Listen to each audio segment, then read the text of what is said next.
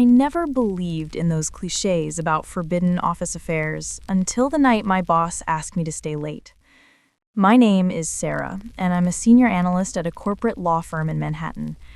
29 years old, engaged to a wonderful man named Tyler who works in finance, planning a wedding for next spring that my mother has already taken over completely.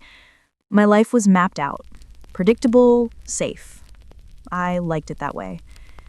Or at least, I thought I did. Then there's James Kavanaugh. He's a partner at the firm, 42, divorced, with a reputation for being brilliant and absolutely ruthless in the courtroom. Everyone's terrified of him. He barely smiles, speaks in this low, controlled voice that makes you lean in to hear him, and has these storm gray eyes that miss nothing. I'd worked under him for 8 months, kept my head down, did exceptional work, and maintained exactly the professional distance you're supposed to with someone like that. But 3 weeks ago, something shifted. It started small. Him remembering how I take my coffee, a slight smile when I made a sarcastic comment during a meeting, the way his gaze would linger on me for just a beat too long before he looked away.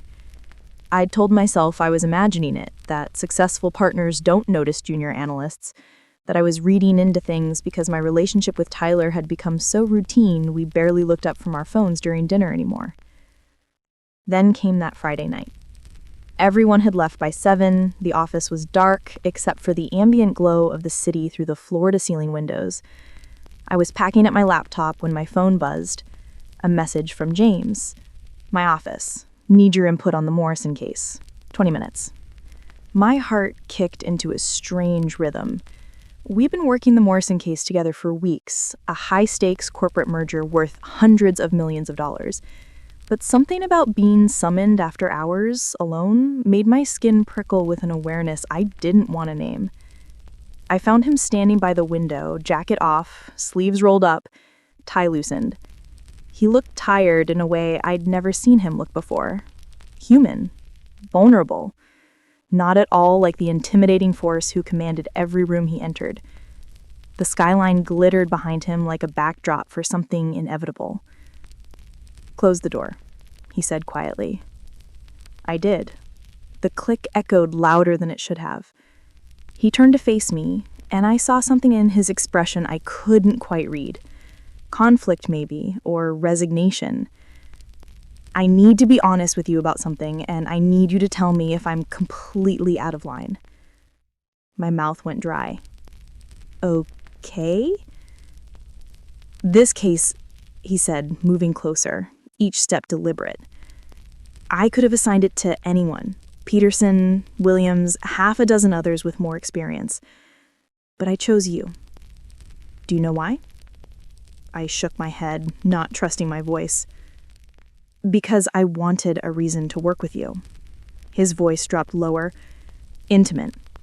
Because every time you walk into a room, I lose my train of thought. Because I've spent 8 months trying to convince myself that what I feel is just professional admiration, and I can't do it anymore." The air left my lungs. The room felt smaller, warmer.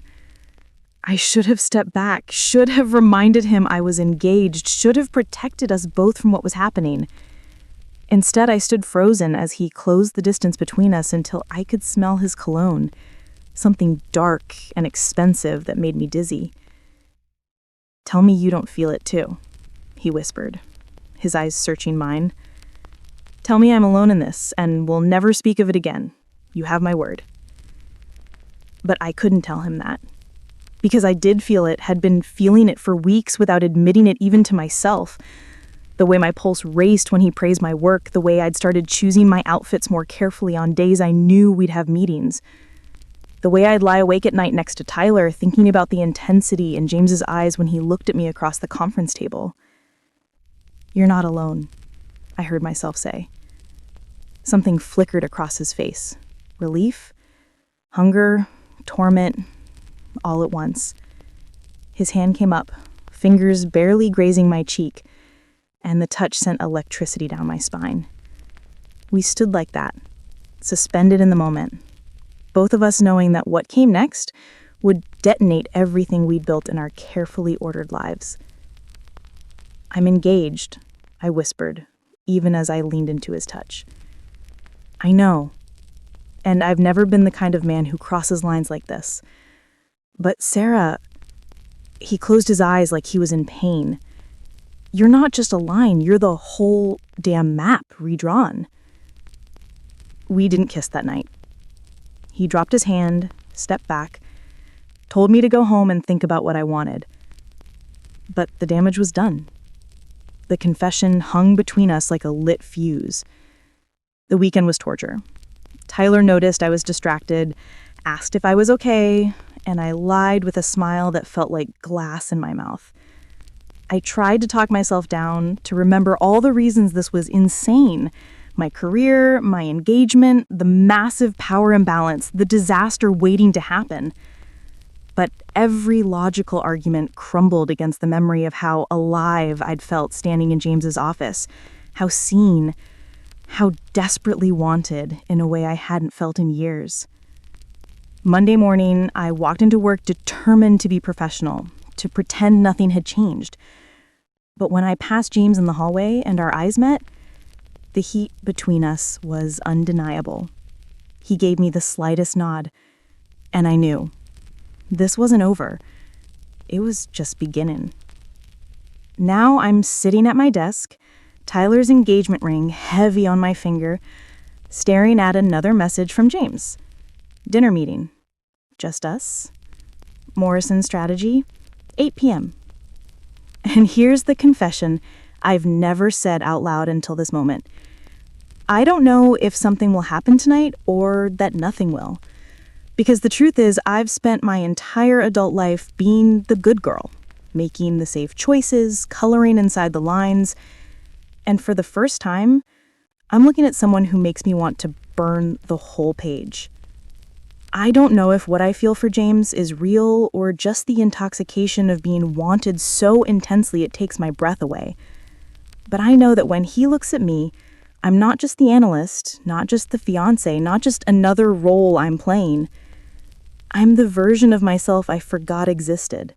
The one who takes risks, the one who feels everything, the one who's willing to lose it all for something that might destroy her. And God help me, I think I'm going to that dinner.